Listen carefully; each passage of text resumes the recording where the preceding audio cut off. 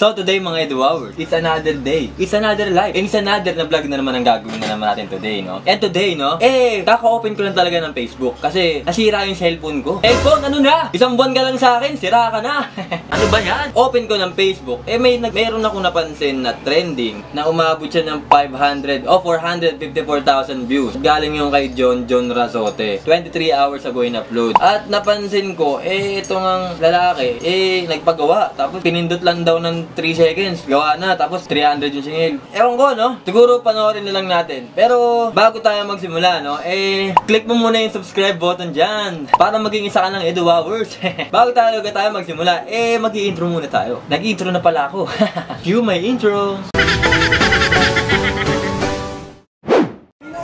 Paano mo binuhay? Tingnan mo ha, ginanyan mo lang ha.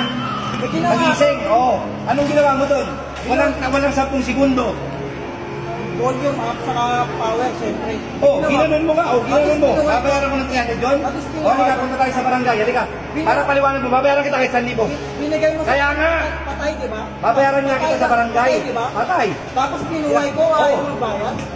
Magbabayad ako, sisingilin mo ako 300, halika sa barangay. Tara. Halika. Pupunta sa barangay, may admin dito. Huwag ka na. Pumunta admin. Tago ka? Ako pa tarikado. Ano mo ko Ako parang pinapalakas mo na pinindot mo lang na ganun sumubayaran ka 300. Ano daw? Nag-usap nga kami, di ba? Tingnan naman yung ginawa ng tao. 10 segundo. O ano gusto mo, patayin mo ulit.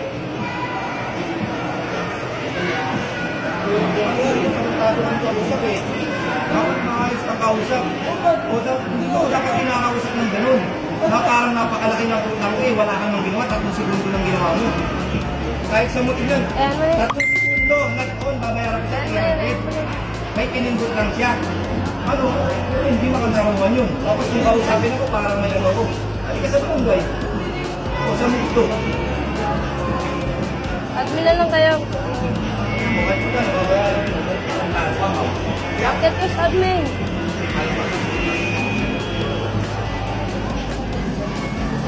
Ang galing ng modus mo, kuya! Ayun, siguro hindi na siya nagbayad. Galing ng modus niya, grabe, no? Parang hindi siya makapagbayad ng 300 pesos. Dadali niya pa sa barangay. Parang gumawa pa yung may kasalanan, no? Anyway, no? Kaya mo palang magbayad pa ng 1,000, ba't yung 300? Parang ano ka pa? Ayaw mo pang magbayad, di ba? Hindi naman sa abusado yung technician. Pero from the root word itself, di ba? Technician nga eh. A technician is a worker in a field of technology who is proficient in the relevant skill and technique with a relatively practical understanding of the theoretical principle. So, ibig sabihin, technician siya, skill siya. So, ang binabayaran mo talaga dun, yung skills niya. Tanga ka ba? Kung ayaw mo pagawa, no? Huwag kang mag-cellphone. Ginigigil mo ko eh. Huwag kang mag-cellphone, hayop ka. Skill yan at pinag-aaralan ng mga technician, kaya ganyan ang singil sa'yo. Ako naman, yung ganyan lang kasimpleng volume up, volume down, bago kasi magpagawa, mag-research ko muna kung anong sira nun. Gawin mo muna yung mga troubleshoot na dapat mong gawin, no? Kumbaga sa medical, yun yung first aid. Mag-research ka muna. O baka naman hindi ka marunong gumamit ng computer at inaaway mo yung technician. Bomo ka ba? Tapos eto, Pab, dinamay mo pa yung barangay. Sa tingin ko, no? Sa tingin ko, technician din to si kuya. Kasi ganun yung mga technique, no? Pag wala ka talagang pambayad. So, isa ka ring skilled person in the specific or relevant, something ganun, no? Saka, hindi naman dito dapat lagi na-apply yung, customer is always right. Kasi, kasi matagal ko na rin iniisip yan. Paano kasi kung mali naman talaga yung customer, di ba? Tapos, o kaya naman, hindi siya marunong mag-isip. O kaya naman, baka gumagawa lang siya ng eksena or whatever, no? Di yata talaga tama yung customer is always right. Siguro, ang customer, para sa akin, yun yung laging may complaint.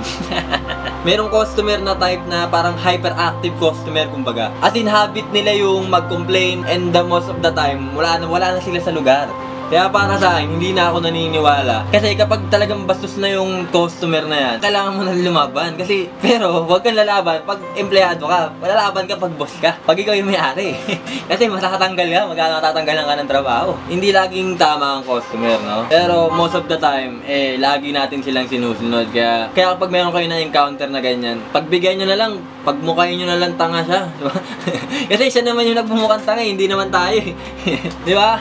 Dapat to si kuya, dun nagpagawa ng cellphone, dun sa may SM North, dun sa paggawa ng laptop sa may SM North, Cyberzone. Pinakasaksak ng customer tapos nakapatay pa. Nakikipagtalo ang customer na si Heroldo Ramon Quirihero sa head technician ng shop na si Leo Laab sa isang computer shop sa SM North Ed sa Quezon City kagabi. Sinubukan siyang awatin ng mga kasamahan sa shop pero sunod-sunod pa rin niyang inundayan ng saksak ang customer. Dapat doon siya nakatapat. Tingnan natin tapang kaya niyan, no? Pero para sa akin, kapal talaga ng mukha ng lalaki. Sinasabi ko to kasi naranasan ko rin maging technician. So alam ko yung mga galawan nila. So tama lang yung presyo. Mababa pa nga yun eh. 300. Alam ko yung paano maging technician. Kaya napipil ko si kuya. Eh kung ayaw niya magbayad, eh kung ako yun ibabalik ko yun sa dating hindi gawa. Kung ako yun, eh wala tayong magagawa. Malis na, kinuha na yung cellphone. So yun lang ang vlog ko today, no? Medyo maikli lang, di ba? Pero ang advice ko yan sa inyo mga Edu Hours, kapag meron kayo na encounter na ganito pabayaan nyo na lang kaysa ikapalit pa ng buhay nyo, tapos ika-hassle pa, di ba? Kayo lang din naman maapektuhan. Ano naman yung 1,000,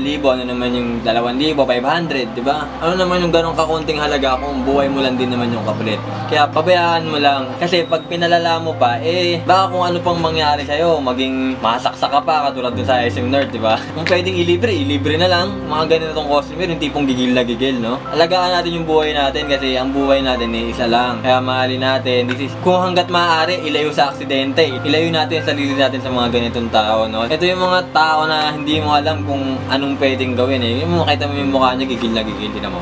O, diba? Gigil na gigil yung mukha. Gago to si Kuya. Anyway, no? Pasensya na kayo sa mga nasabi ko, no? Medyo bad words yan, pero dapat lang sa kanya. Maraming salamat sa panonood. At kung nag-enjoy ka sa video ko, wag mong kakalimutan, no? Mag-like, comment, and subscribe. Para naman dumami na tayo. And also, hit the notification bell para naman lagi kang updated sa mga video ko. Okay, and hanggang dito na lang mga Edu Hours. Paalam!